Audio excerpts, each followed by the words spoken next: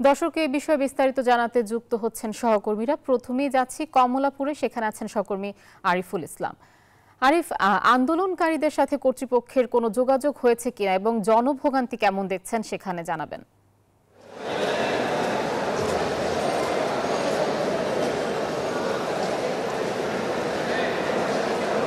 জি আয়েশা, যখন রাত 12টা থেকে কিন্তু যখন রেল যোগাযোগ বন্ধ হয়ে যায় তখন থেকে কিন্তু যাত্রীদের ভোগান্তি শুরু হয়। আর এখন সকাল থেকে এই পর্যন্ত কিন্তু এখনও আমরা ভোগান্তি দেখতে পাচ্ছি। মানে যারা টিকিট কেটে প্ল্যাটফর্মে এসেছেন তারা সবাই কিন্তু তাদের টাকা ফেরত পাচ্ছেন, আবার কেউ কেউ ফেরত পাচ্ছে না। এই নিয়ে কিন্তু কমলাপুর রেল স্টেশনে একটা মিশ্র প্রতিক্রিয়া তৈরি হচ্ছে। আর যেই ট্রেনগুলো এসেছে সেগুলো আর ছেড়ে যাচ্ছে না, আর সবগুলো কিন্তু প্ল্যাটফর্মে রাখা হয়েছে।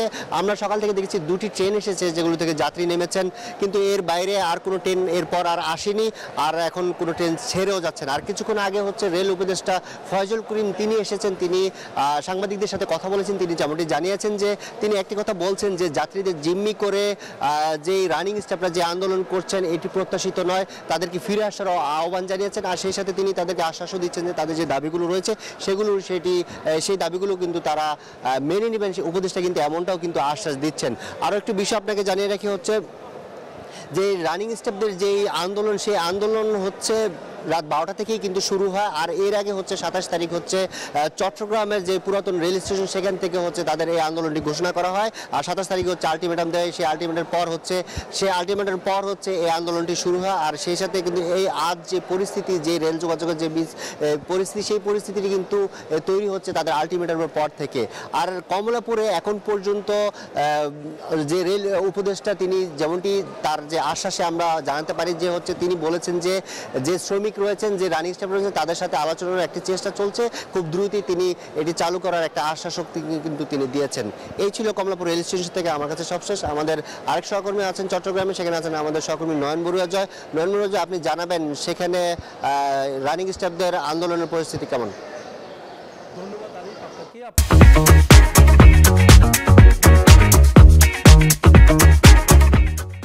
যথার্থ বলছেন যে সকাল থেকে না, গতকাল মধ্যরাত থেকে কিন্তু আসলে ট্রেন চলাচল বন্ধ রয়েছে। চট্টগ্রামেও আমরা দেখছি গতকাল থেকে কোনো ট্রেন ছেড়ে যায় না। একই সাথে আমরা একটু দেখানোর চেষ্টা করছি চট্টগ্রাম রেল স্টেশনের এখানে ডিআরএম আছে, তো তার সাথে আমরা একটু কথা বলার চেষ্টা করব। তো যেহেতু সকাল থেকে 4টি ট্রেনের শিডিউল কিন্তু বাতিল করা হয়েছে, তবে বিআরটিসি বাসে করে তারা গন্তব্যস্থানে যাওয়ার জন্য তাদেরকে সুযোগও করে দিয়েছে রেল কর্তৃপক্ষ। আমার পাশে আছেন ডিআরএম আছেন। আমি একটু জানতে চাচ্ছি যে কোনো সিদ্ধান্তের খবর কিন্তু আপনাদের কাছে এসেছে কিনা। আমরা একটু এতক্ষণ ধরে আমরা কথা বলার চেষ্টা করেছি। তো আমার পাশে আছেন ডিআরএম, তিনি একটু আগে কিন্তু আমাদেরকে যেমনটা জানিয়েছেন যে তিনি বলছেন তারা সিদ্ধান্ত এখনো পর্যন্ত যেতে পারেনি, যেহেতু যারা আন্দোলন করছেন তারা কোনোভাবে বৈঠকে বসতে চাচ্ছে না। তাদের যে দাবি, সেই দাবি নিয়ে আমরা একটু কথা বলতে চাচ্ছি আপনার সাথে। আসলে কোনো সিদ্ধান্তে এসেছে কিনা? না, এখন পর্যন্ত কোনো সিদ্ধান্ত আমরা পাই নাই। এখন পর্যন্ত সকাল থেকে কোনো ট্রেন চট্টগ্রাম স্টেশন থেকে ছেড়ে যায় নাই। আচ্ছা, তাদের সাথে বৈঠক করার কোনো সুযোগ হচ্ছে? এটা তো আমাদের ঊর্ধ্বতন কর্তৃপক্ষ যারা আছেন, আমাদের উপদেষ্টা মহোদয় আছেন, সচিব মহোদয় আছেন, ডিজি মহোদয় আছেন, ওনারা তো প্রচেষ্টা চালিয়ে যাচ্ছেন এবং ওনারা তো আলোচনা করতে চাচ্ছেন।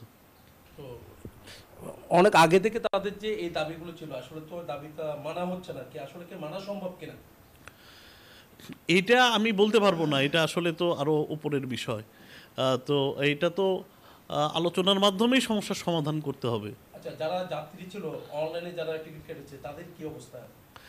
যারা অনলাইনে টিকিট কেটেছে ওনারা অনলাইনেই টিকিট ফেরত দিবেন, এবং যারা প্ল্যাটফর্ম থেকে টিকিট কেটেছেন ওনার প্ল্যাটফর্মেই রিফান্ড দিয়ে তাদেরকে দিয়ে দেওয়া হচ্ছে।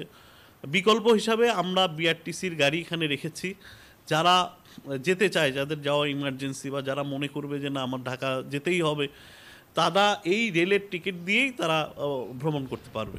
অনেক ধন্যবাদ। এই ছিল আমার এখানকার সর্বশেষ। ফিরে যাচ্ছি স্টুডিওতে আয়েশার কাছে। জয়, আপনাকে ধন্যবাদ। সেই সাথে ধন্যবাদ আমাদের আরেক সহকর্মী আরিফুল ইসলামকে।